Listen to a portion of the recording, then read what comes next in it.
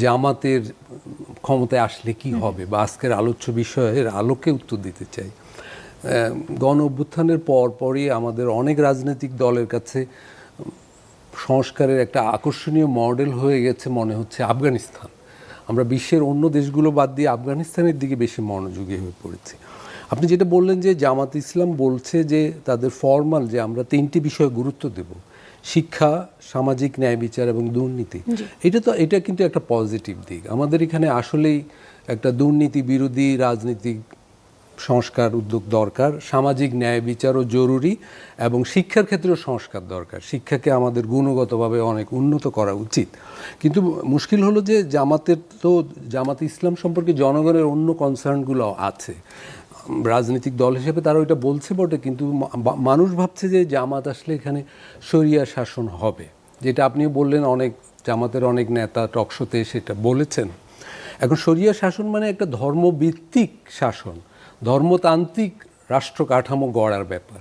তার মানে এখানে আমাদের সংবিধান যেটা বলছে বা আমাদের আইনি ব্যবস্থা যেটা বলছে তার একটা আমূল অদল বদল ঘটে যাবে। এটা জনগণের কাছে জামাত ইসলাম বলতে পারে এবং নিশ্চয়ই নির্বাচনে জনগণ সেইভাবে রায় দিবে। বাংলাদেশ যদি তার এখনকার সংবিধান, তার সমস্ত আইনি ব্যবস্থা আমূল বদল করে একটা ধর্মতান্ত্রিক রাষ্ট্রের দিকে যেতে চায়, শরিয়া ভিত্তিক রাষ্ট্রের দিকে যেতে চায়, সেই মানে সিদ্ধান্ত নেওয়ার ক্ষমতা কিন্তু জনগণের। এখন যেই রাজনীতিবিদরা আফগানিস্তান গিয়েছেন তারা জনগণের কাছে তুলে ধরতে পারেন তাদের বক্তব্য, সেই অধিকার তাদের আছে। কিন্তু জনগণের দিক থেকে আমি দুই একটা কনসার্ন বলতে পারি। যেমন জামাত ইসলামের কিন্তু তাত্ত্বিক হলেন মাওলানা মওদুদী। উনি কিন্তু নারীদের বিষয়ে, সংখ্যালঘুদের বিষয়ে সুনির্দিষ্ট বলে গেছেন যে ওনারা ক্ষমতায় আসলে যে ধরনের রাষ্ট্র হবে সেখানে নারীদের কী ধরনের মর্যাদা হবে। নারীরা নেতৃত্বে আসতে পারবে না, সংখ্যালঘুরা জিম্মি হবে, সংখ্যালঘুদের আলাদা কর দিতে হবে থাকার জন্যে। ফলে এই ব্যাপারগুলো কিন্তু জনসমাজে ভাবনা আকারে আছে। ফলে যেই রাজনীতিবিদরা বলছেন যে আফগানিস্তান হবে আমাদের মডেল রাষ্ট্র, সেগুলো তার মানে এখানে শরিয়া ভিত্তিক ওইরকম রাষ্ট্রের কথাই তারা ভাবছে। বাংলাদেশের মানুষ কি চায়, আমরা জনগণের নামে বিভিন্ন দল বিভিন্ন কথা বলে, জনগণ কি চায় সেটা একটা সুষ্ঠু নির্বাচন হলেই কেবল আমরা জানতে পারবো। এবং জনগণের কাছেই সবগুলো রাজনৈতিক দলের যাওয়া উচিত এবং খুলে বলা উচিত। মানে আমি বলছি আমাদের এখানে যে গুপ্ত সংস্কৃতি সেইটা যেন না হয়।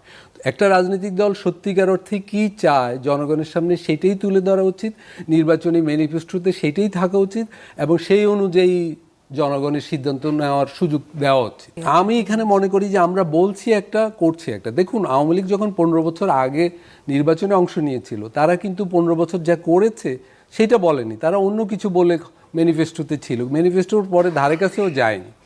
এবং 91-র পরে 3 জোটের রূপরেখার আলোকে যখন নির্বাচন হচ্ছিল সবাই বলেছিল 3 জোটের রূপরেখা আমরা বাস্তবায়ন করব, কিন্তু কোনো দল সেটা করেনি। এবং দেখুন 24-এর গণ অভ্যুত্থানের পরেও আজকে এই যে বললেন আপনি আফগানিস্তান, শরিয়া আইন, এগুলো কিন্তু 24-এর গণ অভ্যুত্থানের কোনো এজেন্ডা ছিল না। গণ অভ্যুত্থান হয়েছে বৈষম্য কমানোর জন্য। শ্রমিক, কৃষক, নারী, মানে যারা বৈষম্যের শিকার সমাজে, তাদের ভাগ্য পরিবর্তনের জন্য। কিন্তু এখন কৃষকের, শ্রমিকের, দলিতের, সংখ্যালঘুর, নারীর ভাগ্য পরিবর্তনের কোনো আলাপ আলোচনা জাতীয় ঐক্যমত্য কমিশনে, রাজনৈতিক দলগুলোর আলোচনায়, টকশোতে একদম নেই।